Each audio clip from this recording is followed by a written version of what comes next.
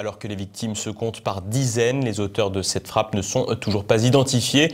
Le gouvernement de Bachar el-Assad concentre comme toujours toutes les attentions. Thibaut Bastide.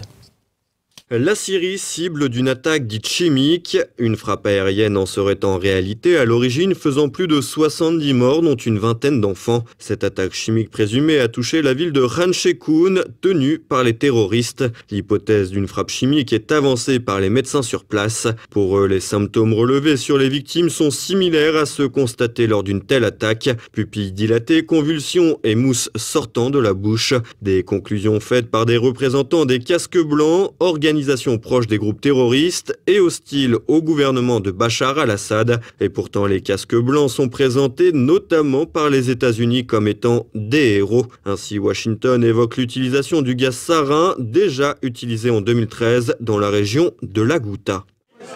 Ce médecin des casques blancs croit déceler les effets du gaz sarin. Cet hôpital déborde de patients qui ont été victimes d'une substance chimique, dit-il en se filmant. Et ce n'est pas du gaz chloré, ça ne sent pas le gaz chloré. Nous avons vu beaucoup d'attaques au chlore et ça n'en est pas. Ce patient a les pupilles rétrécies.